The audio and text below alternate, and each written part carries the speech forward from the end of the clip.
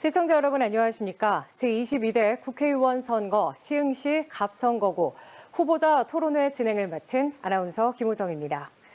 오늘 방송은 각 후보들의 정책과 공약을 토론을 통해 들어보고 유권자 여러분의 올바른 선택을 돕기 위해 마련이 되었습니다. 우리 지역에 출마한 후보들은 지역을 위해서 어떤 공약과 정책을 내세웠는지 오늘 토론회를 통해 비교해 보시고 여러분들의 선택에 중요한 지표가 되기를 기대하겠습니다. 이번 토론회는 시흥시 선거방송 토론위원회가 주관하고 SK브로드밴드 한빛방송에서 중계하고 있습니다. 그럼 참석하신 후보자분들을 소개해드리도록 하겠습니다. 오늘 토론회는 공직선거법 제82조의 2에 의해서 초청 대상 후보자 2분을 모시고 진행하게 되었습니다. 그럼 초청된 2분의 후보자를 좌석 순서대로 소개해드리도록 하겠습니다. 토론회 좌석과 발언 순서는 사전 추첨을 통해서 정해졌음을 미리 알려드립니다. 기호 1번 더불어민주당 문정복 후보입니다. 안녕하십니까. 더불어민주당 시흥갑 후보 문정복입니다. 네, 기호 2번 국민의힘 정필재 후보입니다. 네, 안녕하십니까. 꼭 해낼 후보 국민의힘 정필재입니다. 네, 그럼 본격적인 토론에 앞서서 진행 순서를 간단하게 설명해 드리도록 하겠습니다. 먼저 각 후보의 시작 발언을 듣고 사회적 공통질문 2가지에 대해서 후보자들의 답변을 들어보도록 하겠습니다. 그 다음 각 후보의 공약 발표를 듣고 공약 검증을 위해 후보자 간 상호 질의 시간을 갖도록 하겠습니다. 이후 사회적 공통질문 후 후보자 보충 질문이 이어지고 사회적 공통질문 1가지를 더 들은 후에 마무리 발언으로 끝이 납니다. 오늘 토론회는 질문별로 발언 시간이 정해져 있습니다. 답변 제한 시간 종료 10초 전에는 초록색 불이 켜지게 되고요. 답변 시간이 다 되었을 때는 빨간불과 함께 마이크는 자동으로 꺼집니다. 그리고 화면은 사회자에게 넘어오게 됩니다.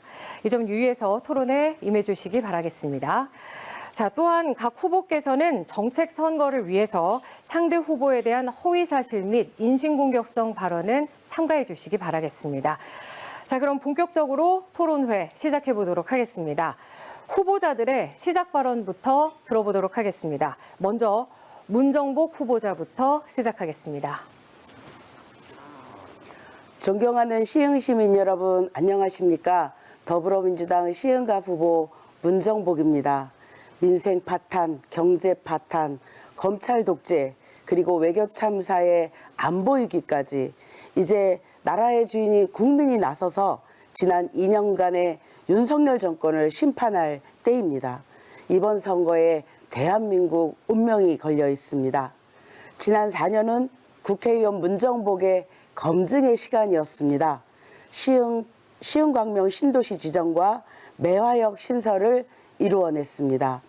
제2경인선과 신구로선을 제4차 국가철도망에 반영시켰습니다. 신천 신림성 용역을 타당성 용역을 확보하였습니다. 장현 1초, 목감 1중 특수학교 설립을 이끌어냈습니다. 앞으로 드릴 확신의 4년은 완성된 시흥을 시민과 함께 만들어가겠습니다. 첫째, 시흥시청 신청사를 새로 짓겠습니다. 그곳에 의회, 문화원, 중앙도서관 등 관공서를 유치하고 인구 유입을 통해 컨벤션과 웨딩홀 등을 갖춘 대규모 행정복합타운을 조성하여 랜드마크화 하겠습니다. 둘째, 시흥 북부권에 교육행정타운을 조성하여 교육도시 시흥을 만들겠습니다. 셋째, ABC 행복학습타운에 K아트 ABC를 조성하여 문화예술이 강물처럼 흐르는 도시를 만들겠습니다. 넷째, 원도심 용적률 상향을 통해 경제성을 동반하는 원도심 개발 및 역세권 개발을 완수하겠습니다. 앞으로의 4년도 멈추지 않는 시흥 발전으로 약속드리겠습니다. 네, 다음은 정필재 후보자의 시작 발언 들어보시겠습니다. 안녕하십니까. 존경하고 사랑하는 시흥 시민 여러분, 꼭 해낼 후보 국민의힘 정필재입니다. 아시다시피 우리 시흥은 갯골 생태공원, 연꽃 테마파크, 무랑호수, 소래산 등 천혜의 자연환경을 품고 있습니다. 정이 넘치는 온도심, 은계, 목감, 장현지구 등 신도시 조성으로 발전 가능성이 무궁무진한 도시라고 할 것입니다. 동료 시민의 한 사람으로서 이러한 시흥을 바라보는 저 정필재의 꿈은 먼 훗날 우리 어린 자녀들이 시흥에서 태어나고 자라나길 잘했다라고 자랑할 만한 기분 좋은 추억이 깃든 도시, 또 우리들의 친구들로부터 시흥에 놀러 갈 테니 집 좀 빌려달라, 시흥 명소를 안내해달라, 이런 부탁을 받을 수 있는 살기 좋은 도시, 노후에는 여유자적하게 건강하게 문화 여가 생활을 즐길 수 있는 도시를 만들어 나가겠습니다. 교통, 문화, 환경 등 모든 면에서 시흥의 가치를 드높여 살기 좋은 제대로 된 도시, 가족과 함께 오랫동안 머물고 싶은 도시를 만들어 가겠습니다. 그 과정에서 시민들 목소리 절대 예면하지 않겠습니다. 시흥 시민 한 분 한 분의 목소리를 경청하고 법률가로서의 전문성과 집권 여당 후보로서의 중앙 인맥을 활용하여 좋은 정책을 만들어 꼭 실천하도록 하겠습니다.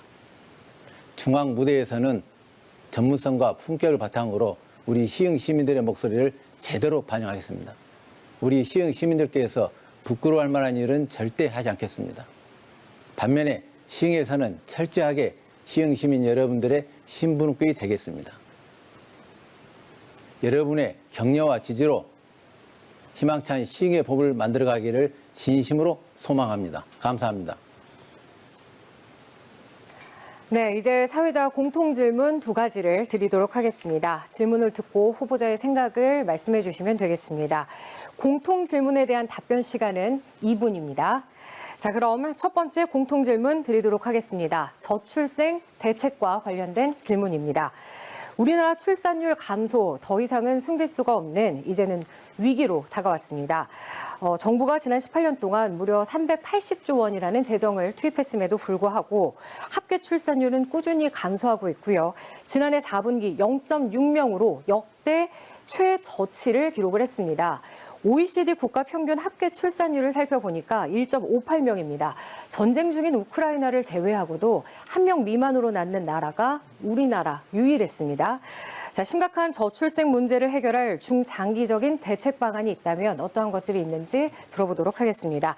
자, 먼저 정필재 후보자부터 답변하실 수 있습니다. 2분 주어집니다. 예, 먼저 이 장기적으로는 전체적인 적정 인구 규모와 규조를 파악하고 또 인구 변동 추이를 할 수 있는 인구 정책이 필요하다. 그리고 이러한 인구 정책에 기반해서 우리 국민들께서 얼마나 인구 출산이 중요한지 이런 것에 대한 교육이 필요하다. 장기적인 대책은 역시 인구 정책과 인구 교육이라고 할 것입니다. 그다음에 중기적인 대책으로는 현재 우리가 출산을 끌어한 이유는 다 경제적인 이유가 가장 크다고 생각합니다. 그래서 임신, 출산, 보육, 교육 이 환경에서 경제적 지원이 필요하고 특히나 육아에 필요한 직장 생활과 가정 생활을 양립할 수 있는 이런 제도적인 보완책이 필요하다 이렇게 생각하고 있습니다. 더 나아가서는 양질의 보육 서비스를 제공할 수 있는 제도가 필요하고요. 그다음에 이제 모자 보건 증진이라든지 태아 생명 존중 시책을 수립해서 시행해야 되겠다 이런 생각을 가지고 있습니다. 그래서 저는 이 저출산 고령사회 기본법이라고 있습니다. 이 저출산 고령사회 기본법을 개정해서 우리 국민들께서 마음 놓고 출산하고 보육할 수 있는 이런 환경을 조성해 나가도록 하겠습니다. 이 저출산 고령사회 기본법 개정을 통해서 육아기에 탄력 근무제를 의무화하는 법을 개정할 것이고 또 결혼 축하금 지원이라든가 출산 축하금 지원 잘 아시다시피 3명 이상 출산 시에는 대학 등록을 면제하는지 이런 구체적인 공약들을 추진해 나갈 것입니다. 감사합니다. 네, 그럼 다음 문정복 후보자 발표해 주시죠. 네, 대한민국의 출생률은 전국 단위로 0.72명을 기록하였습니다. 경기도는 0.77명, 그리고 시흥시는 0.83명입니다. 우리 시흥시가 다른 도시에 비해서 비교적 높긴 하지만 1% 미만의 초저출생률로 감소는 계속되고 있습니다. 시흥의 아동 청소년 인구는 22년도를 기준으로 8만 6천 명인데 이는 시흥에서 출생해서 늘어난 것이 아닌 인구의 유입으로 일어난 것입니다. 이 시흥의 환경을 볼 때 현재 아동들에 대한 관리도 당연하지만 출생률에 대한 근본적인 대책이 필요할 거라고 저는 생각합니다. 가장 큰 문제는 현 정부가 수조 원을 쏟아붓고도 저출생 문제에 대한 답변을 내놓지 못하고 있는 것입니다.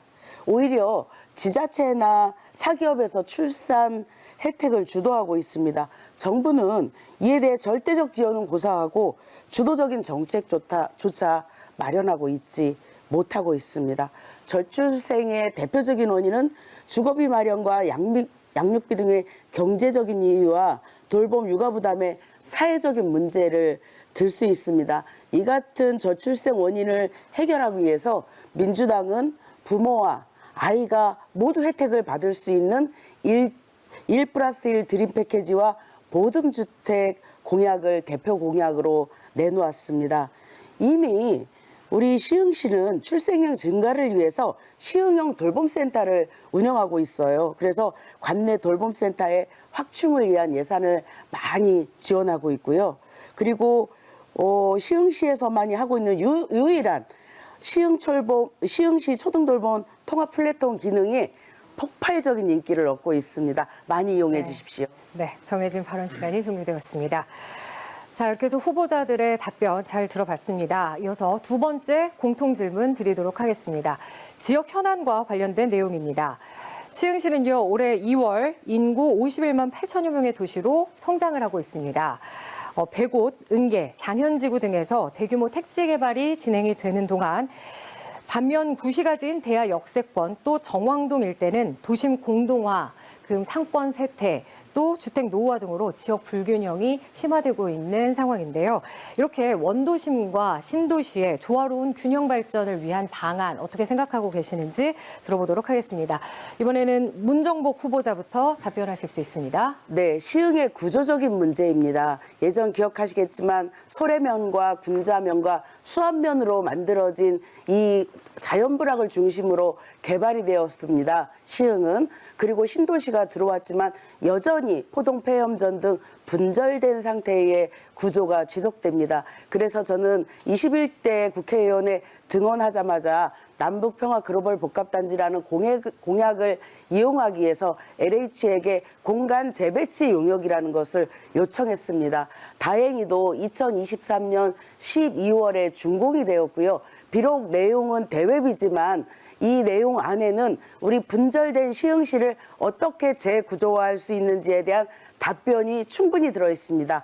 반드시 정권을 재창출해서 우리 시흥시의 분절된 이 구조를 바꾸겠다는 말씀을 드리겠습니다. 그리고 또 하나는 신도시가 생기면서 원도심이 신도심으로 빠져나가는 도넛 현상이 발생되고 있다라고 하는 겁니다. 거기에는 더 열악한 주거 환경이 지속되고 그런 구조적인 문제가 지속적으로 발생하고 있다라고 하는 겁니다. 그래서 원도심에 대한 용적률 상향 정책을 통해서 원도심이 스스로 개발할 수 있는 여건을 갖추어 드리겠다라고 하는 겁니다. 그리고 신도시에서 나온 재원들을 활용해서 원도심의 기본 인프라, 가령 공연장이라든지 도로라든지 주차장이라든지 이런 기본 인프라를 개선해내는 그런 역할을 함으로써 선순환 구조를 이뤄낼 수 있다라고 생각합니다. 원도심과 신도심이 공통을 이루고 평화롭게 이루고 원도심에 사는 것이 더 이상 불편하지 않는 그런 도시를 만드는 것이 저는 중요하다고 생각합니다. 네, 이어서 정필재 후보의 답변 들어보도록 하겠습니다. 예, 우리 시흥시가 최근에 이제 급속도로 발전했습니다. 그래서 이제 은계, 목감, 장현지구, 또 울 지역에는 백옷지구까지 급속도로 발전하고 있는데요. 그 과정에서 이제 원도심의 주거 환경을 장비할 필요가 있다. 저는 원론적으로 원도심의 주거 환경을 충분히 정비를 하고, 그다음에 원도심과 신도시가 함께 공유할 수 있는 경제적 공간, 문화적 공간, 그래서 상호 교류를 통해서 원도심과 신도시가 상생할 수 있는 그런 구조를 만들어야겠다. 이렇게 생각하고 있습니다. 보통은 신도시가 개발되게 되면 신도시 위주로 문화생활이 영위되고 또 원도심은 배제되는 이런 현상이 있는데요. 그게 아니라 원도심, 신도시 구별할 것 없이 상호 교류가 가능한 양쪽의 모든 시민들께서 문화 생활을 충분히 영위할 수 있고 교류할 수 있는 그런 공간이 만들어져야 되겠다. 원칙적으로는 양쪽 모두에게 도움이 되는 도시 개발이 필요하다. 이렇게 생각하고 있습니다. 구체적인 방안으로는 원도심의 가장 큰 문제는 적정 보상, 그다음에 실비 분담입니다. 내가 노후주택을 소유하고 있는데 재개발을 통해서 새로운 주택에 진입하지 못하고 밀려난다면 얼마나 안타까운 일이겠습니까? 내가 살아온 터전을 적정하게 보상하고 누구든지 간에 새로운 주 환경에 진입할 수 있는 실비 분담이 필요하다. 이렇게 생각합니다. 그래서 자족 시설이 충분한 컴팩트 시티로 개발하되 주변과 교류가 가능한 시설을 조성하는 게 맞겠다. 이렇게 생각하고 있습니다. 그래서 원도심에 사시던 신도시에 조성돼 사시던 간에 시흥시민 모두가 함께 문화를 즐기고 함께 교류할 수 있는 그런 시설을 조성해라는 게 필요하다. 이렇게 생각합니다. 네, 이렇게 해서 사회자 공통질문에 대한 후보자들의 답변 들어봤습니다. 이번에는 후보자들의 공약을 들어보도록 하겠습니다. 공약이야말로 후보자들의 정책 방향을 이제 판가름할 수 있는 중요한 척도인데요. 시청자 여러분께서도 후보자의 공약을 이 시간을 통해서 꼼꼼하게 살펴보시기 바라겠습니다.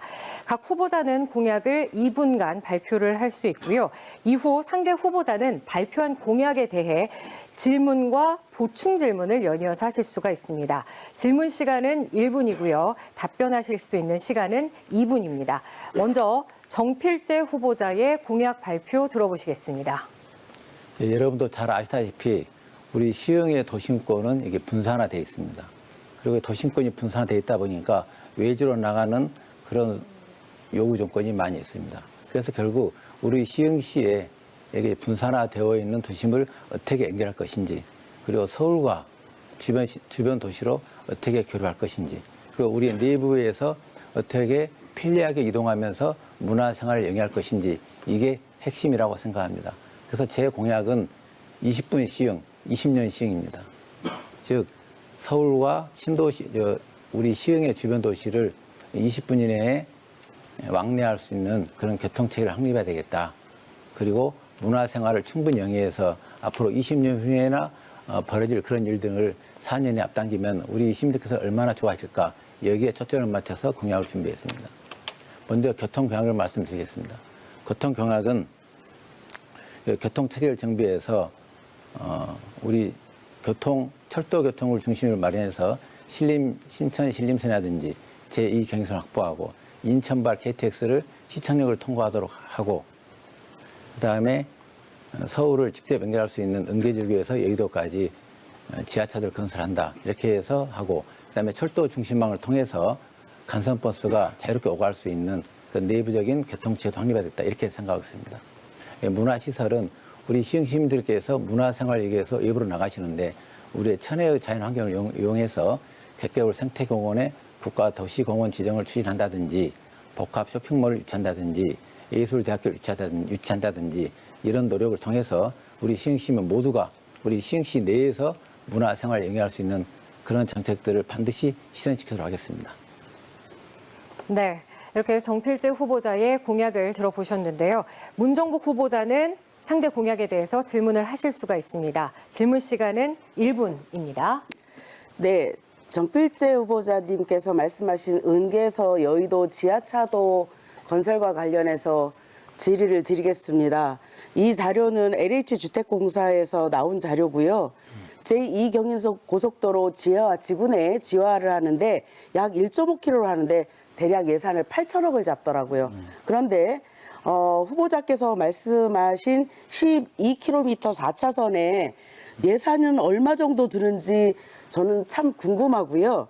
시흥광명의 광역교통 개선 비용으로 하시겠다라고 말씀을 하셨는데 대략 시흥광명의 광역교통 개선 비용은 3조입니다. 3조 중에 1조 8천억은 철도에 들어갈 거고요. 1조 3천억은 도로에 들어갈 겁니다. 그러면 1조 3천억을 가지고 이 12km가 되는 지하차도를 하신다라는 얘기신 건지 아니면 어떤 재원으로 하실 건지에 대한 답변을 부탁드리겠습니다. 알겠습니다. 이 교통단체 분당 해주시면 됩니다. 네. 그 예산에 대해서는 충분히 우리가 충분히 알고 있습니다. 예산 문제는 앞으로 광명, 시흥, 신도시가 추진되는 과정에서 교통대책 분담금과 민간 재원으로 조달할 예정에 있습니다. 구체적인 정원에 대해서는 추후에 용역 결과라든지 그걸 봐가면서 설명드리도록 하겠습니다. 네, 혹시 보충 질문 있으신가요? 네. LH 광역교통 분담금은 시흥 광명 신도시에 입주하는 사람들을 위해서 쓰는 예산입니다. 예, 예. 다른 지구 밖에 얘는 쓸 수 없는 예, 예. 돈이에요. 예, 예. 그러니 민간 자본을 유치한다라고 하면 이해가 되지만 LH에서 하는 광역교통 개선 부담금을 사용한다라고 하는 것은 이 광역교통 개선 부담금에 대한 행정 절차에 대해서 모르시거나 좀 착각을 하신 듯하고요. 이미 3월 달에 LH가 국토부 공주단으로 광역교통 개선 대책 비용을 3조를 정리해서 보냈습니다. 예, 예. 그것은 정리된 금액이거든요. 그러면 어떻게 LH가 이 그 12km에 되는 그 비용을 저는 수조 원이 들 거라고 생각을 하는데 예, 예. 그 비용을 LH가 어떻게 부담할 수 거기 있겠습니까? 보시면은 LH가 전부 부담한다고 제가 말씀드리지 않았고요. 그러니까 민간 재원을 네. 할 수 있는데 예, 예. 하셨기 때문에 이제 답변을 네. 드려야 합니다. 그 제가 보면은 마치 LH가 전부 다 부담한 것처럼 말씀하시는데 제 공약지를 보시면은 민간 지원도 들어가 있고요. 그다음에 그 지하차도 구간 중에 광명시 신도시를 지나는 부분이 있으면 그 부분에 대해서는 LH의 협조를 받겠다 이런 취지고요. 그 부분은 또 집권여당 후보인 만큼 잘 협의하도록 하겠습니다. 고맙습니다. 네, 이렇게 해서 정필재 후보자의 공약 발표가 있었습니다. 이번에는 문정복 후보자의 공약을 들어보도록 하겠는데요. 질문과 답변이 이어질 때는 제가 안내를 해드리도록 하겠습니다.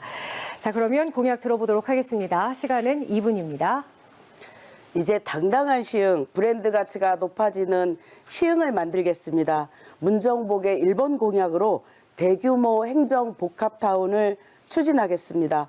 60만 대도시의 상징이자 세계 철도가 만나는 시흥시청을 랜드마크화하여 명실상부한 시흥의 중심으로 만들겠습니다. 신청사와 함께 문화원, 보건소, 중앙도서관을 조성하고 역세권의 추가 주택 공급을 통해 대규모 컨벤션과 웨딩홀, 대형마트 그리고 창업센터가 함께하는 미래형 행정복합타운을 만들겠습니다. 또한 한국예술종합학교와 함께하는 K아트 ABC를 추진하겠습니다. 시흥시 ABC 행복학습타운에 한국예술종합학교 인재교육원을 유치하여 ABC를 경기도 전역의 인재가 모이는 곳으로 만들고 시흥을 문화와 컬처노믹스의 중심지로 만들겠습니다. 개발이 완성되는 시흥, 하나로 연결되는 시흥을 만들겠습니다. 문정복이 추진한 시흥 광명 신도시와 매화 배후 주거단지, 매화역, 그리고 하중지구 완성에 속도를 내어 시흥 중부권 발전을 견인하겠습니다. 또한 문정복의 주도로 추진되는 신천 신림선과 제2경인선 신구로선도 차질 없이 확정시키고 신안산선과 월판선을 완성하여 시흥의 4통팔달 광역체계를 완성하겠습니다. 지역의 균형 발전 통합을 위해 신천, 대야, 매화, 신현, 목감 등 시흥의 주요한 원도심 지역을 대상으로 용적률을 상향하기 위한 용역을 추진하여 새로운 개발과 발전이 가능하도록 하겠습니다. 시작된 개발이 완성되고 분절된 도시가 연결되는 하나의 시흥을 만들겠습니다. 네, 문정복 후보자의 공약 들어봤습니다. 이번에는 정필재 후보자가 질문을 하실 수가 있습니다. 질문 시간 1분입니다. 우리 문정복 후보님의 공약대로 한다면 정말 살기 좋은 시흥이 될 것 같고요. 그 공약 중에 대부분에 대해서는 저도 충분히 공감하고 저도 그걸 추진할 예정이 있습니다. 그런데 보니까 이 지난 9월을 보니 검증의 4년을 거쳐서 이제 확신의 4년 단계에서 이런 업무를 하시겠다 이렇게 말씀해 주셨는데 경기일보 보도에 따르면 공약 이행률 정보를 미공개한 의원이 전체 26명인데 그중에 한 분이시더라고요. 그래서 실제 지난 선거 때 발표하신 공약 중에서 미이행된 공약이 무엇인지 그 이유는 또 무엇인지 그리고 공약 이행률 정보를 왜 비공개했는지 그 이유를 밝혀주시면 우리 유권자님께서 많이 도움이 될 것 같습니다. 네. 네, 답변하실 수 있고요. 답변 시간은 2분입니다. 저는 매니페스토 본부의 공약 검증을 거부했습니다. 이유는 이렇습니다. 지난 2020년에 국회의원 선거를 치를 때 19대 20대의 함진규 의원의 공약임을 자체 평가를 매니페스토에서 검증을 했습니다. 그런데 상당히 엉터리였습니다. 국공립 산후조리원 유치 완성했다라고 하고 민속관광 설치 완성했다라고 하는데 시흥에 이런 거 있지 않습니다. 매니페스토가 검증한 공약 자료가 일치하지 않는 겁니다. 저는 이런 공약 검증에 대해서 동의할 수 없었고요. 저는 자체적으로 공약 검증을 이행을 했습니다.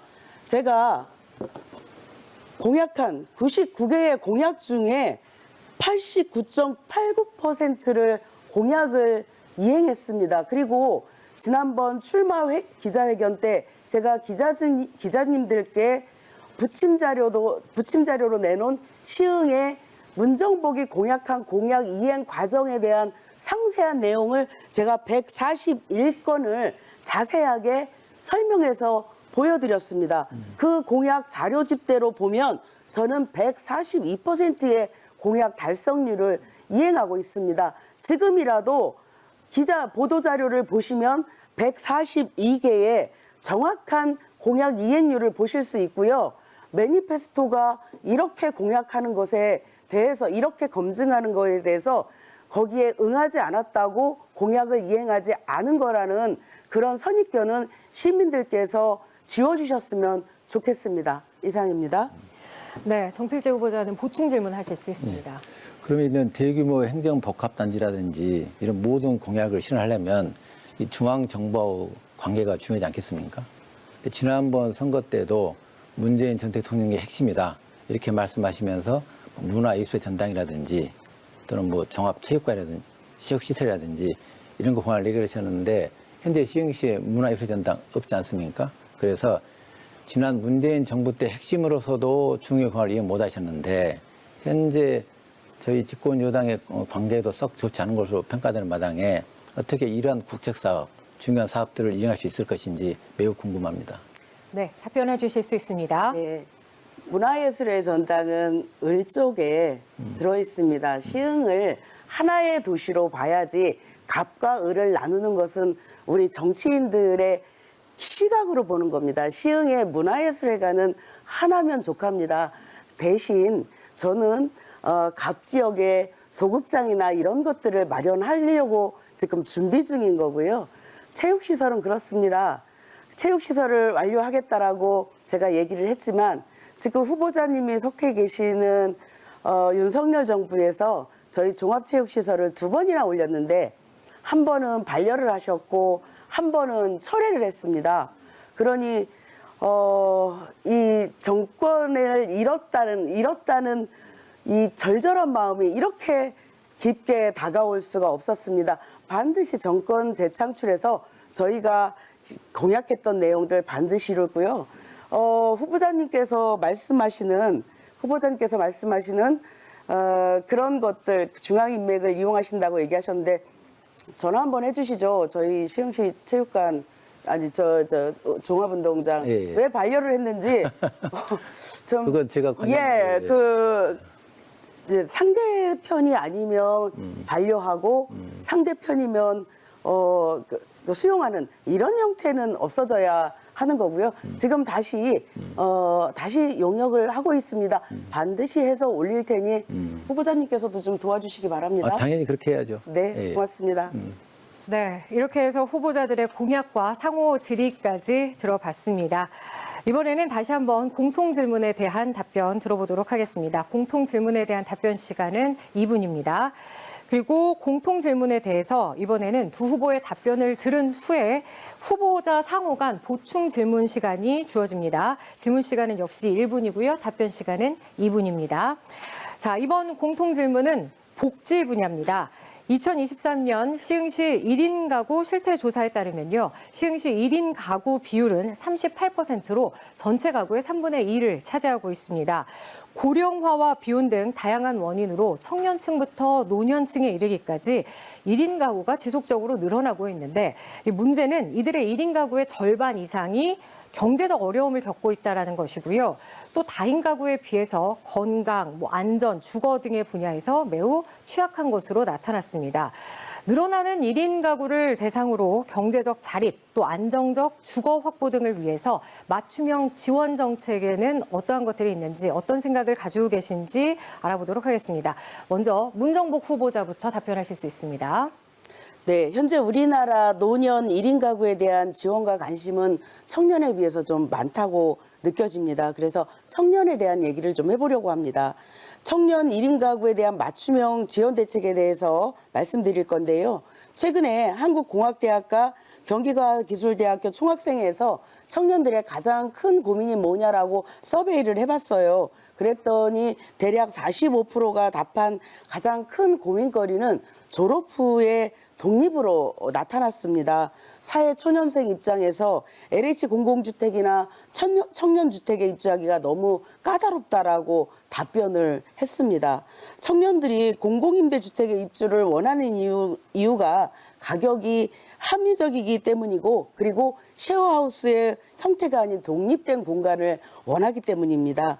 시흥시가 공공개발에 참여하는 매화 배후 주거단지의 청년 1인 가구에 대한 입주 요건을 타 공공임대주택에 비해 저렴하고 저렴한 입주 요건을 완화하려고 합니다. 현재 청년 공공임대 및 전세주택에 대한 혜택을 받기 위해서는 1, 2순위나 차상위, 그리고 한부모나 조성가족 이렇게 해당하는 가구의 청년이어야만 실질적 입주가 가능한데, 저희는 중위소득까지도 완화해서 대학생들도 쉽게 입주할 수 있도록 청년 1인 가구 물량을 좀 조절하려고 합니다.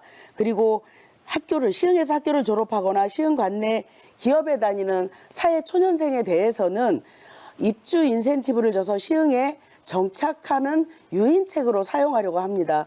결국 청년이 나가고 청년이 들어오는 공공주택의 순환을 통해서 1인 가구 맞춤형 지원 대책이라고 저는 생각하고요. 우리 시흥에서 많은 청년들이 실제로 거주했으면 좋겠습니다.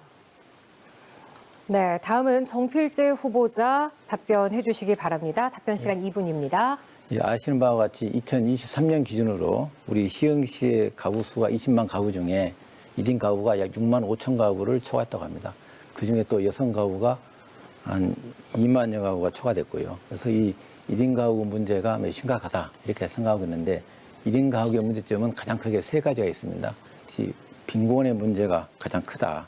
그리고 사회적으로 고립되어 있는 정서적 문제가 크다. 그리고 세 번째는 과연 이분들을 옆에서 주위에서 교류하고 돌봄해 줄 수 있는 서비스가 있느냐, 이게 가장 크다고 생각합니다. 그래서 이 빈곤, 돌봄, 고립 이 세 가지 문제를 해결할 수 있는 법안이 필요하다. 그래서 저희는 1인 가구 지원법을 제정해서 종합적인 대책을 시행할 필요가 있다 이렇게 생각합니다. 가장 기본적인 원칙은 이 사회적 고립 방지와 경제적 지원을 확대하는 데 있습니다. 그래서 예를 들면은 병원 안심 동행 서비스라든지 건강 돌봄 프로그램 이런 걸 확대를 하고요. 또 여성 1인 가구에 대해서는 방범 안전용품을 지원한다든지, 이렇게 해서 1인 가구의 삶의 질 향상과 사회적 교류를 증진할 수 있는 이런 대책들을 준비하고 있습니다. 특히 우리 지금 문정복 후보께서 말씀해 주신 청년 가구에 대해서도 종합적으로 이 청년들이 재기할 수 있는, 사회에 올바르게 진출할 수 있는 이런 여건들에 대해서도 종합적으로 판단해 보도록 하겠습니다. 예. 네, 이렇게 해서 1인 가구 지원 정책에 대한 후보자들의 답변 들어봤습니다. 이제 상호 보충 질문을 하실 수가 있는데요. 먼저 문정복 후보자부터 질문을 하실 수가 있습니다. 질문 시간 1분입니다. 네. 현재 윤석열 정부는 청년 1인 가구 예산을 대략 한 6,300억 정도 2023년 대비해서 삭감을 했더라고요. 예, 그리고 1인 가구 지원을 위한 정책을 발표하고 대통령 직속 특별위원회도 발족시켰지만 1인 가구 지원 예산은 삭감하고 특별위원회는 작년 9월 이후 아무런 정책도 내놓고 있지 않습니다. 윤석열 정부와 국민의힘은 선심성 공약만 발표한 건지 정말 궁금하고요. 실제적으로 청년 예산들을 좀 보면 해외 원조 사업인 ODA 사업이나 이런 것들에 치우쳐져 있더라고요. 이런 것들이 실제적으로 우리 청년들을 위한 그 사업인지 저는 되묻지 않을 수가 없거든요. 후보님의 그 윤석열 정부의 청년 정책에 대한 말씀을 부탁드리겠습니다. 알겠습니다. 네, 이게 답변하실 수 있습니다. 저희 정부에서 청년에 관련한 예산이 삭감됐다 이렇게 말씀하시는데요. 그 예산안 이제 편성 권한은 정부에 있지만 그걸 심의하는 과정은 또 국회에 있지 않습니까? 국회에서 압도적인 다수당을 차지하고 계시는데 그럼 역으로 우리 정부를 상대로 이렇게 지적하신 바와 같이 예산이 부족하니 청년 1인 가구에 대한 예산을 증액해야 되겠다. 이런 수정안을 제출한 적이 있으신지 제출하셨다면 통과되지 않았겠습니까? 그래서 다수당의 역할을 충실히 해주셨으면 고맙다는 생각을 드리고요. 저희도 당의 여부를 떠나서 청년을 위한 또는 국민을 위한 좋은 정책이라면 야당과도 협조해서 충분히 예산에 반영할 계획에 있다. 이렇게 말씀드리겠습니다. 네, 이번에는 정필재 후보자가 보충 질문을 하실 수가 있습니다. 질문 시간은 1분입니다. 예.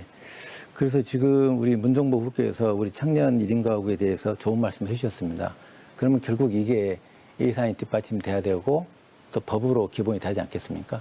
근데 우리 문정복 후보님의 공약집을 보면 국회의원으로서 어떤 법을 제정하겠다 또는 어떤 법을 개정하겠다 그렇게 해서 언보를 하겠다 이런 법안은 안 보이더라고요. 그래서 현재 이와 같이 1인 가구에 맞춤형 지원 대책에 필요한 법안이 무엇인지 또 어떤 법안을 준비하고 계신지.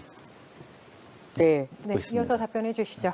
네, 후보자님께서 말씀하신 부분 뼈아픈 지점입니다. 지난번 2024년 본 예산을 다룰 때 저희 민주당은 참 무력하기 그지 없었습니다. 다수당이라고 다 예산을 살릴 수 있는 건 아니에요. 정부 여당이 강력한 키를 잡고 있기 때문에 저희는 그나마 다 삭감된 예산 중에서 새만금 예산이나 지역화폐 예산이나 R&D 예산 정도 살렸지 실제적으로 청년 예산을 저희가 살리자고 바득바득 우겼으면 나머지 이 3개 예산도 다 깎였을 겁니다. 그만큼 정부 여당의 힘은 막강합니다. 지금 후보자님께서 문정복에게 법이 안 보인다 이렇게 얘기하지만 실제로 국회에 가면 계류된 법안이 교육위만 해도 580건이 넘습니다. 이 과정 중에 하나 재밌는 얘기 말씀드리면 ICL법이라고 있어요. ICL법은 대학생들이 경제가 어려워서 부모님의 경제가 어려워서 학자금 대출을 받지 않습니까? 그럼 학자금 대출을 받거나 졸업하고 나서 졸업한 이후에 이 학자금 대출을 취업할 때까지 면제해 주자 이렇게 하는 게 ICL법이었어요. 그런데 그것을 국민의힘이 크득크득 반대를 했습니다. 그래서 정말 죽을 만큼 싸웠어요. 죽을 만큼 싸워서 통과시켰거든요. 그렇게 투쟁을 합니다. 내가 법안을 발의하지 않았다고 해서 하지 않는 건 아니고요. 많은 노력을 통해서 청년들의 환경 개선, 주거 환경이나 학자금, 경제활동을 위해서 지원을 많이 하고 있습니다. 그것과 다르게 윤석열 대통령은 정말 표신하는 것만 해요. ODA 사업이라고 해외 원조 사업이거든요. 이런 것들을 수백억씩 넣는 거예요. 그런 것들은 저희가 가감히 삭감을 해야죠. 그런 것들이 해외에 지원하는 해외 학생들에게 지원하는 것보다 자국민 학생들에게 지원하는 게 먼저이지 않겠습니까? 저희는 그렇게 생각합니다. 네. 고맙습니다. 네, 공통질문에 대한 답변 들어봤고요. 이어서 계속해서 공통질문 드리도록 하겠습니다. 아마 시흥 시민들께서 가장 궁금해하시는 사안이 바로 이것이 아닐까 하는 생각이 드는데요. 시흥시의 대중교통과 관련된 내용입니다. 시흥시의 대중교통 문제 어제 오늘 일이 아니다 싶을 만큼 많은 관심이 있습니다. 대규모 택지 개발에 따라서 인구 유입이 되면서 버스 이용자는 증가를 했지만 버스 노선이 부족하고 또 긴 배차 시간 때문에 서비스 만족에 대한 부분은 굉장히 낮은 수준입니다. 신안산선, 월곶선 등 지하철 노선의 순차적인 개통이 예정이 되어 있지만 많은 시간과 또 예산이 소요되고 있는 만큼 추가적인 대중교통망이 확충되어야 한다라는 의견도 적지 않은데요. 시흥시 대중교통 문제 해소 방안 두 분 어떻게 생각하시는지 들어보도록 하겠습니다. 먼저 정필재 후보자의 답변부터 들어보도록 하겠습니다. 잘 아시다시피 현재 우리 시흥은 여러 가지 생활권으로 분산이 되어 있습니다. 구심점이었고요. 그래서 대하 신천 은행권인지 과림배와 목강권, 장현지구권에서 우리 도심으로 가거나 다른 산업권으로 이동하기 위해서는 교통이 불편한 게 현실이죠. 그래서 교통 문제는 두 가지가 있는데 우리 시흥시에서 서울과 인근 도시로 나가는 외부 교통망이 있고 우리 내부 교통망이 있습니다. 그나마 외부 교통망은 뭐 광역버스 확충이라든지 그다음에 그동안에 개통된 전철을 통해서 어느 정도 해소된 듯한데 우리 내부 교통망 정비가 가장 심하거든요. 그래서 저의 공약은 우리 전철 노선을 정비해서 그래서 신천 대야 은계역을 신설하고 그다음에 시흥시청역에서 또 신현역을 통과해서 올고설관 노선도 신설하고 그래서 시흥시청역을 철도 중심의 메카로 만들겠다. 그리고 신청권을 대야 신천 은계역을 통과하는 또 지역 거점을 만들겠다. 그 철도망을 중심으로 해서 그 철도망을 연결하는 촘촘한 간선버스 노선을 확대해서 각 상업권 사이를 셔틀버스 개념으로 이동할 수 있는 그렇게 해야 되겠다는데 현재 시흥시가 그 시흥교통이라는 독과점 체제로 운영되고 있지 않습니까? 그래서 저는 이 여객운수 자동차 사업법을 좀 손을 봐서 개정을 해서 각 지자체에는 의무적으로 복수 사업체를 좀 유치하는 게 어떨까 이런 법안도 가지고 있고요. 그래서 각 생활권을 오갈 수 있는 시흥 내부 교통망 정비가 매우 필요하다 이렇게 생각하고 있습니다. 네, 이제 문정복 후보자의 답변 들어보도록 하겠습니다. 대중교통이야말로 시흥의 가장 큰 해결 과제이자 수건 사업일 것입니다. 우선 서울과 수도권을 오가며 출퇴근하는 시흥 시민들의 편의가 비약적으로 상승할 수 있도록 광역교통 인프라를 완성하겠습니다. 시흥 북부권에 추진되는 제2경인선과 신구로선은 제4차 국가철도망에 반영되어 민자 사업으로 민자 적격성 심사 신청이 되었고요. 신천 신림선도 타당성 용역을 마치고 경기도 철도 기본 계획에 반영되어서 제5차 국가철도망에 반영될 예정입니다. 시흥 중부권의 신안산선과 월곡 판교선도 착공에 들어갔으며 매화역과 목감역, 장곡역도 차질 없이 완성될 것입니다. 물론 철도 신설을 통한 광역교통 편의가 증대하더라도 도심과 철도, 시내와 시외를 잇는 버스 교통이 개선되지 않는다라고 하면 반쪽짜리일 것입니다. 현재 시흥교통의 획일화된 운영 방식과 버스기사 이탈 문제는 무단 감차와 배차 시간의 지연의 문제가 지속되고 있습니다. 시흥 관내 버스업체와 협약해서 시흥 시내버스 기사 전용 기숙사를 검토하도록 하겠습니다. 원거리에 계시는 버스기사의 접근과 편의를 높여 시흥의 고질적인 기사 수급 문제를 해결하도록 하겠습니다. 실제적으로 버스 노선을 늘리거나 증차를 하기 위해서 하더라도 버스 기사가 충족되지 못하는 경우가 대부분이라고 저희는 얘기합니다. 또한 경기도 공공관리제 정책과 함께 노선을 단계적으로 준공영제로 전환하겠습니다. 원도심과 외곽을 연결하는 핵심 노선은 준공영제 노선 전환을 통해 보다 원활한 대중교통 흐름을 완성하겠습니다. 네, 두 후보자의 답변 잘 들었습니다. 앞선 질문과 동일하게 이번에도 보충 질문과 답변 이어가도록 하겠습니다. 먼저 정필재 후보자부터 질문하실 수 있습니다. 현재 우리 문정복 후보께서 내세우시는 그런 공약들을 이행하시려면 계속적으로 법률적인 뒷받침이 되지 않겠습니까? 아니면은 지자체에서 다 할 수 있는 일인지, 아니면 문정복 후보님께서 어떻게 지자체를 지원하실 것인지, 아니면은 법안 개정을 통해서 일을 추진할 것인지 그런 해결책에 대해서 말씀해 주시기 바랍니다. 네, 답변해 주시죠. 버스 노선과 관련해서 법을 개정해서 버스 노선의 이용 편의를 증대하겠다라고 말씀을 하시는데 저는 그게 무슨 말인지 잘 모르겠습니다. 이미 여객버스 운수 사업 조항에는 많은 것들이 들어있습니다. 그러나 지자체의 현실에 따른 문제가 가장 큰 문제라는 겁니다. 저희 시흥은 아까도 말씀드렸다시피 분절된 도시입니다. 이 분절된 도시를 잇기 위해서는 많은 노선이 필요한데 실제로 수익성이 나지 않습니다. 이 수익성이 나지 않는 오지 노선에 대해서 시흥시가 예산을 투입해서 오지 노선에 대한 비용을 분담해주고 있지만 실제로 이용하는 사람도 적고 그래서 원하지가 않아요. 그러니까 원활하지가 않아요. 더군다나 시흥의 버스 기사님들 수급 문제가 너무너무 절실한 거예요. 여기에서 일하시는 것보다 서울에서 일하시는 것들이 훨씬 더 용이하다라고 얘기를 하시는 거예요.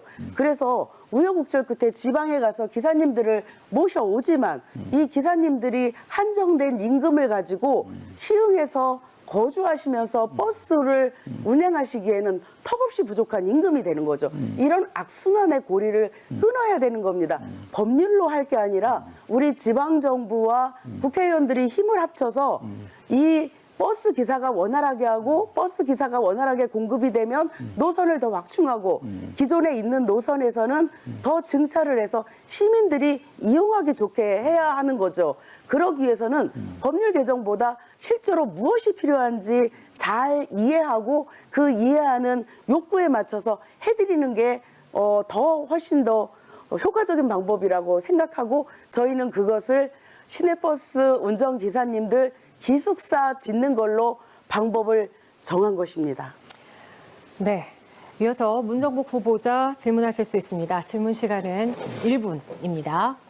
네. 후보자님 공약집을 보니까 GTX D 노선에 대한 찬성을 하십니다. 여기 GTX D 노선은 김포의 장기에서 가서 시흥 광명을 거쳐서 강남으로 가는 노선인 거죠. 그런데 저는 한 가지 의문점이 생겼습니다. 혹시 GTX D 노선의 시흥 광명역의 위치가 어디쯤인지 알고는 계셨나 궁금합니다. 대략 여기라고 추정이 됩니다. 여기는 광명 지역이고요. 아론 저수지 7만 평의 아론 저수지가 있는 위치입니다. 여기에 GTX D 노선을 넣은들 시흥 시민에게 무슨 도움이 될 것이며 더군다나 GTX D 노선은 상위법이라서 실제로 이게 들어선다라고 하면 여기에는 제2경인선, 신천신림선, 신구로선의 사업성에 타격을 받게 되는데 이렇게 해도 타격을 받아도 찬성하시는지 여쭙고 싶습니다. 네, 정필재 후보자는 답변하실 수 있고요. 답변 시간 2분입니다. 이게 제 공약집입니다. 이 공약집을 보면은 제가 GTX D 노선은 언급이 안 돼 있는데 혹시 어느 자료를 보셨는지 궁금하고요. 공약집에 있습니다. 공공약집에. 네, 말씀해 주시죠. 이게 지금 본 공약집입니다. 아니고 아마 이게 인천발 KTX를 올곳을 통해서 지나가는데 그 올판선에 GTX 인천발 KTX를 시흥시청을 통과시키겠다. 아마 이렇게 언급하신 걸 좀 오해하신 것 같고요. 그 다음에 GTX F 노선에 2차선이 있는데 그건 뭐 실현 가능성이 있을지 좀 모르겠습니다만은 그 노선을 통해서 좀 현실화시키겠다. 그리고 서해선에 신현역과 올곳을 연결시키겠다. 그다음에 신천 신림선과 제2경인선을 추진하는 과정에서 은계역이 신설되는데 이 은계역과 또 매화역을 연결하면 우리 시흥시가 사통팔달 도로교통 체계가 이루어지지 않느냐 이렇게 생각하고 있습니다. 그래서 지적하신 GTX D 노선은 제가 언급한 바가 없는 것 같고요. 현재 제의 시흥시 철도 중심시대 개막이라는 이 본 공보물 자료에도 D 노선은 없습니다. 그래서 그 부분은 뭔가 오해하신 것 같으시니까 정정해 주시기 바랍니다. 네, 여기까지 들어보도록 하겠습니다. 네, 사회자 공통질문 한 가지 더 드리도록 하겠습니다. 공통질문에 대한 답변은 역시 후보자당 2분입니다. 이번엔 보충 질문 시간은 없습니다. 공통질문 드리겠습니다. 2023년 시흥시 사회조사 결과 보고서에 따르면요, 시흥 발전을 위해서 교통 문제 해결 다음으로 필요한 것이 이제 지역 경제 활성화, 쾌적한 도시환경 조성과 함께 문화, 체육시설 확충을 꼽았습니다. 후보들께서는 이 지역 경제 및 문화, 예술, 체육, 인프라 활성화를 위해서 어떤 방안을 가지고 계신지 말씀해 주시기 바라겠습니다. 네, 문정복 후보자부터 답변 들어보도록 하겠습니다. 네, 문화 그 자체의 가치를 경제와 접목시킨다. 문화를 경제적으로 활용하는 컬처 노믹스를 나타내는 말입니다. 문화는 지역을 살릴 수 있는 힘이자 가치 산업입니다. 컬처 노믹스의 구현을 위해서는 시흥이 가진 특별함을 찾아 반영해야 합니다. 저는 ABC 행복학습타운에 한국예술종합학교 인재교육원을 유치해서 ABC를 문화예술 인재가 모이는 곳으로 만들어 우리 시흥의 문화예술 인프라 구축을 해나가겠습니다. 폐관된 CGV를 시흥 문화예술인들이 활용할 수 있도록 하는 소극장으로 만들어 시민들께 돌려드리려고 합니다. 체육시설 인프라 구축 방안으로 개발 전까지 포동 폐염전 일부에 축구장, 야구장 같은 체육시설 조성을 추진할 것이며 또 은계 북부 일부 유휴지에 시민들을 위한 실외 체육 운동장을 만들 것이며 어르신들을 위한 파크 골프장을 권역마다 조성하겠습니다. 저는 지난 4년 동안 지역경제 활성화를 위해서 소상공인진흥센터를 신설하였고 소상공인에 대한 지원을 강화하고 지역경제와 연계가 가능한 시스템을 구축했습니다. 이후 시흥 광명 신도시에 조성되는 자족시설에 첨단 산업기술이 뿌리내릴 수 있도록 지원할 것입니다. 제조업 환경 개선에도 최선을 다할 것입니다. 현재 제조업은 낡은 산업으로 인식되지만 대체할 수 없는 뿌리 산업 분야입니다. 우리 시흥의 기업들은 대부분 제조업입니다. 이런 특성을 볼 때 시흥시는 제조업을 더 귀하게 여길수록 지역 경제가 활성화될 것입니다. 우리 시흥에는 도시형 공장을 더 늘리고 집적화하는 방안을 찾아서 시흥만의 기업 색채를 찾도록 하겠습니다. 네, 이어서 정필재 후보자 답변 들어보도록 하겠습니다. 지적하신 바와 같이 우리 시흥시가 가장 원하는 것들은 교통과 문화, 그리고 경제라고 할 것입니다. 이 경제적인 면을 보면은 우리 소상공인들이 많이 계시는데요. 특히 공장과 공장 사이에 있는 그 형식상 그린벨트가 많이 있습니다. 그래서 공장과 공장제 사이에 그린벨트를 규제를 완화해서 우리 소상공인 여러분들께서 마음 놓고 공장 운영할 수 있도록 이렇게 지원해 드리겠습니다. 그리고 이 지역경제 활성화 차원에서도 우리 문정보 후보님께서 공약하신 바와 같이 행정 업무타운을 조성해야 되는데 저는 이 장현지구에 수원지방법원 시흥전을 반드시 유치해서 지역경제 활성화와 일자리 창출을 도모하도록 하겠습니다. 그리고 우리 시흥 시민들께서 쇼핑하거나 문화여가시기 위해서 외부 도시로 나온 경우가 많은데 그런 일이 좀 줄을 수 있도록 우리 복합 쇼핑몰 분도 시청화 부지 유치해서 고용 창출 효과를 반드시 만들어내도록 하겠습니다. 아시다시피 우리 시흥은 갯골 생태공원이라는 체내의 자연환경을 가지고 있습니다. 이 경기도 유일의 내만 갯벌인 갯골 생태공원을 국가도시공원으로 지정하도록 추진하겠습니다. 그런데 이제 국가도시공원이 되려면은 100만 평 정도의 많은 부지가 필요한데 그 부분을 좀 줄일 수 있는 그런 법안 개정도 필요하다고 생각합니다. 그 다음에 원주의 그 뮤지엄 상가 같은 미술관, 박물관 건립으로 지역 문화예술 거점을 조성하도록 하겠습니다. 특히 유유거실이 있는 학교를 거점별로 예술 공유학교를 구축하도록 하겠습니다. 그리고 동양대학교라든지 지방에 있는 그 예술 분과가 있는 학교를 수도권으로 이전이 충분히 가능합니다. 법상으로. 그래서 지방예술대와 협력해서 예술대를 유치하고 현재 시흥체육관 자리에 종합 실내체육관도 완성해서 우리 시민들 모두가 실내체육을 즐길 수 있도록 그렇게 조성하겠습니다. 네, 이렇게 해서 답변 들어봤습니다. 오늘 후보자 토론회는 예정된 종료 시간보다 조금 앞당겨져서 후보자들에게 추가적으로 사회적 공통 질문을 하나 더 드려보도록 하겠습니다. 답변 시간은 이번에는 1분 30초입니다. 정부가 의료계 반발에도 불구하고 내년도 의대 입학 정원 증원을 확정을 하면서 정부와 의료계 간 갈등이 최고조에 달하고 있습니다. 의료 공백 장기화로 수술 지연 등 그 피해는 고스란히 국민들에게 돌아가고 있는데요. 정부의 전공의 대상 면허 정지 처분 및 의대 교수들의 집단 사직이 예견된 가운데 의료 대란 발생 가능성도 계속해서 높아지고 있습니다. 자, 정부와 의료계 갈등을 해결하기 위한 방안 어떠한 것들이 있는지 두 후보자분들의 생각 들어보도록 하겠습니다. 먼저 정필재 후보자부터 발표해 주시죠. 현재 우리 정부가 추진 중인 그 의료 인력 증원에 대해서는 원칙적으로 찬성을 합니다. 왜냐하면 아시다시피 지방으로 내려갈수록 의사 수급이 어려운 형편이고 특히 특정 과목에만 의사가 집중되다 보니 우리 시민들께서 국민들께서 직접적인 치료를 받을 수 있는 그런 외과라든지 기본적인 분야는 많이 이제 감소 추세에 있습니다. 그래서 이런 기본적인 의사 수급 문제를 해결하기 위해서 의사수 증원은 반드시 필요하다. 원칙으로 찬성합니다. 다만 이 추진 과정에서 현재는 이제 25년도인가요? 그때 이제 2,000명을 증원을 돼 있기 때문에 내년도쯤에 가서 의사수 정원을 다시 한번 좀 협의를 통해서 조절할 수 있는 여지가 있다. 이렇게 말씀드리겠고요.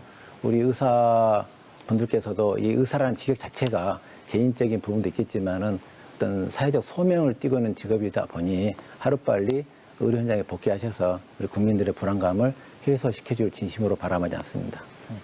네, 이번에는 문정복 후보자의 답변 들어보도록 하겠습니다. 네, 윤석열 정부의 의료 정책을 보면 지금 현재 그 의료 대란가 보면 상당히 무도하고 거칠다라는 느낌을 지울 수가 없습니다. 의대 정원이 1년에 3,050명입니다. 그런데 1년에 2,000명을 늘리겠다라고 하는 거예요. 그러면 대략 5,000명가량의 학생들이 배워야 되는데 그런 시설들이 갖추어져 있지 않습니다.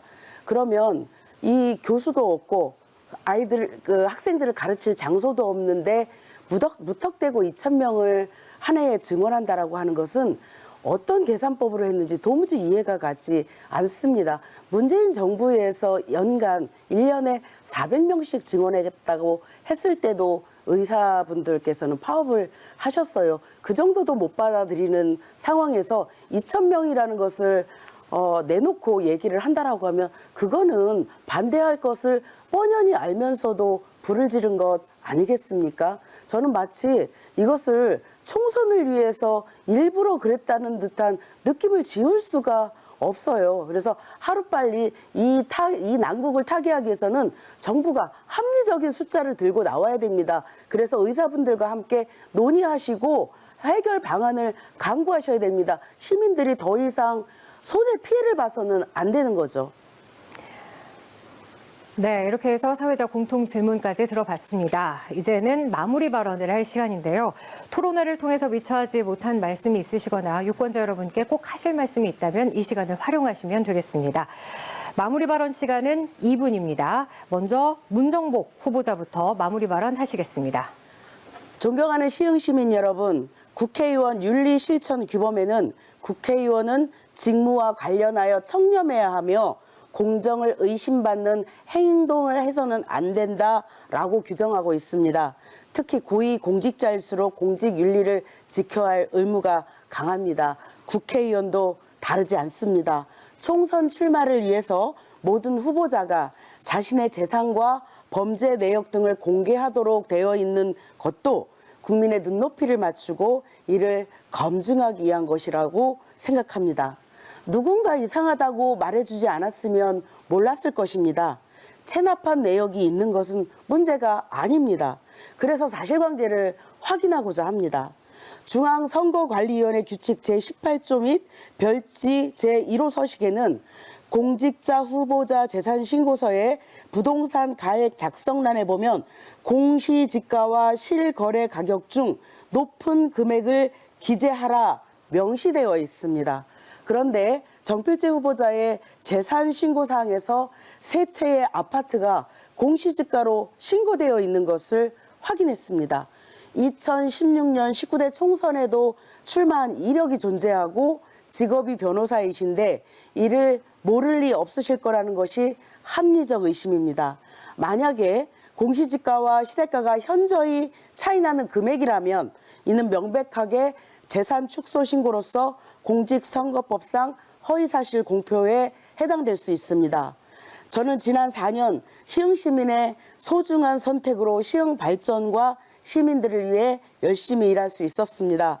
지난 4년이 검증의 시간이었다면 이제는 확신의 4년으로 시흥에 걸맞는 미래를 만들기에 멈추지 않는 시흥 발전으로 보답하고자 합니다. 감사합니다. 네, 다음은 정필재 후보의 마무리 발언 들어보시겠습니다. 네, 존경하고 사랑하는 시흥 시민 여러분, 제가 요즘에 우리 시민들을 뵈면서 듣는 세 가지 말이 있습니다.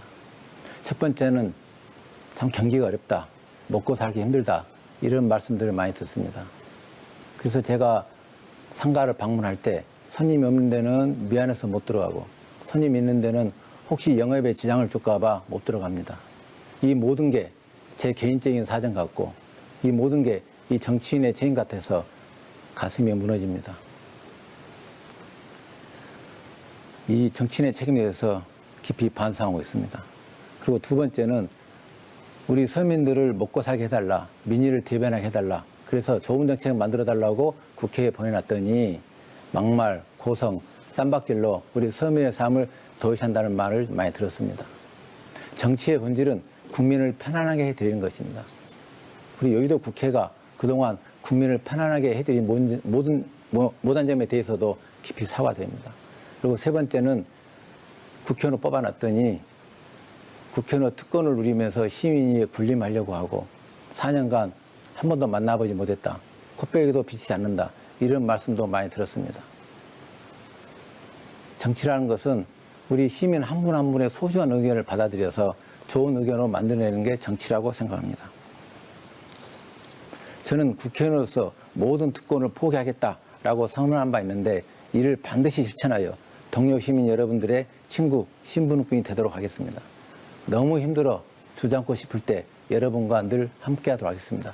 그래서 제가 개인 번호를 공개한 이유가 됐습니다. 이제 나이, 성별, 출신 지역, 이념을 막론하고 누가 우리를 품격 있게 제대로 대변할 것인가, 누가 우리의 사업 의지를 높일 만한 전문성과 실천력이 있는가를 기준으로 소중한 한 표를 행사해 주시기를 진심으로 부탁드립니다. 감사합니다. 네, 이렇게 해서 모든 토론이 마무리가 됐습니다. 오늘 토론회가 여러분의 선택에 많은 도움이 되셨기를 바라겠습니다. 선거일은 4월 10일입니다. 하지만 투표가 어려운 유권자들을 위해서 4월 5일과 6일 양일간 사전투표가 진행이 됩니다. 일정 꼭 기억해 두셨다가 여러분들의 소중한 한 표 행사하시기를 바라겠습니다. 오늘 방송은 중앙선거 방송토론위원회 홈페이지와 유튜브 채널을 통해서 다시 확인하실 수 있습니다. 지금까지 시흥시 선거방송 토론위원회가 주관한 제22대 국회의원 선거 시흥시 갑선거구 후보자 토론회였습니다. 시청해주신 여러분 고맙습니다.